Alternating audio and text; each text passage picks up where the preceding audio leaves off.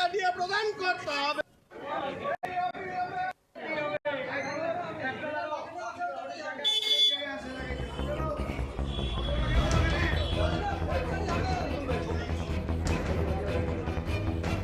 ধর্মঘট সফল করতে শুক্রবার সকাল থেকেই কোচবিহার শহরে পথে নামলেন কর্মচারীরা। বকেয়া ডিএর বিষয়ে সুপ্রিম কোর্টের রায়কে অবিলম্বে কার্যকর করা, সপ্তম পে কমিশন দ্রুত কার্যকর করা, সাধারণ শিক্ষা ব্যবস্থা রক্ষা করতে দ্রুত সমস্ত শূন্যপদে স্বচ্ছতার সঙ্গে নিয়োগ ও অস্থায়ীদের স্থায়ীকরণের দাবি সহ একাধিক দাবিকে সামনে রেখে শুক্রবার রাজ্যের সমস্ত স্কুল, মাদ্রাসা, কলেজ, বিশ্ববিদ্যালয়, অফিস ও আদালতে ধর্মঘটে ডাক দিয়েছে যৌথ মঞ্চ, সরকারি কর্মচারী পরিষদ ও সংগ্রামী যৌথ মঞ্চ।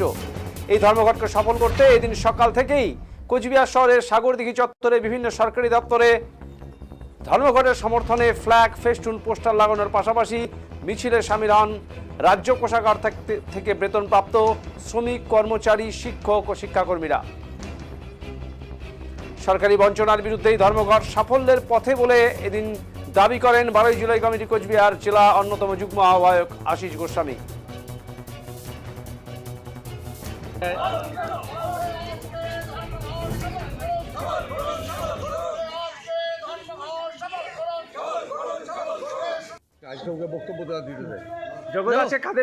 কাজের পক্ষ থেকে কি হচ্ছে বলুন।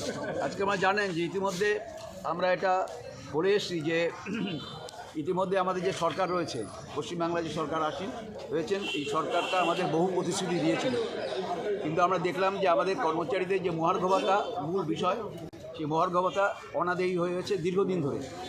2009 সাল থেকে আমাদের 2019 সাল থেকে বকেয়া যে মহার্ঘ ভাতা তারা দিচ্ছেন না। এই নিয়ে আমাদের স্যাটে ডিভিশন, তার পরবর্তী হাইকোর্ট এবং পরবর্তী আমাদের সুপ্রিম কোর্টে শেষ পর্যন্ত রায় যে প্রকাশ হলো, সেটা হচ্ছে যে আমাদের এটা মহার্ঘ ভাতাটা এটা কোনো দয়ার দান নয়। এই মহার্ঘ ভাতা হচ্ছে আমাদের কর্মচারীদের ন্যায্য অধিকার, এবং সেই অধিকার সুপ্রিম কোর্টে গত ফেব্রুয়ারি মাসে 5 ফেব্রুয়ারি সেই আদেশ জারি করেছে। কিন্তু এখন পর্যন্ত আমরা কর্মচারীরা এখন পর্যন্ত কোনো মহার্ঘ ভাতা পাইনি। তারা বলেছিলেন যে আমাদের বকেয়া মহার্ঘ ভাতার 25% ইমিডিয়েট দিতে হবে, অর্থাৎ ফেব্রুয়ারি মাস থেকে মার্চের মধ্যে দিতে হবে, সেইটা দিচ্ছে না। উপরুন তারা পয়সা খরচ করে এটাকে আটকানো বহুবার চেষ্টা করেছেন, আটকাতে পারেন নাই। কর্মচারীরা ছিনিয়ে নিয়েছে তার অধিকারকে, এবং সেই জন্যই আমরা যখন দেখেছি সব কিছু বলেও কোনো কিছু সুরাহা হচ্ছে না, তার জন্য আমরা ধর্মঘটের সর্বশেষ শ্রমিকদের বা কর্মচারীদের সর্বশেষ যে হাতিয়ার ধর্মঘট, সেই ধর্মঘটে আমরা সামিল হয়েছি। এবং আমরা মনে করি যে এই ধর্মঘটের মধ্য দিয়ে আগামী দিনে আমাদের যে দাবি আমাদের আদায় করব।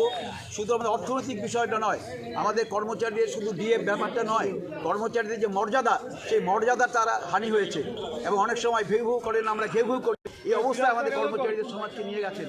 সুতরাং এর বিরুদ্ধে প্রতিবাদ, এবং এই প্রতিবাদে আজকে আমরা 13ই যে মার্চ সারা পশ্চিমবাংলায় আমরা ধর্মঘট করছি।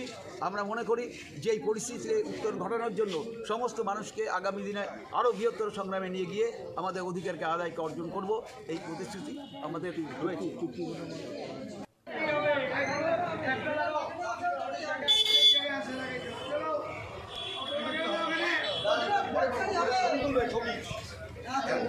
হয়েছে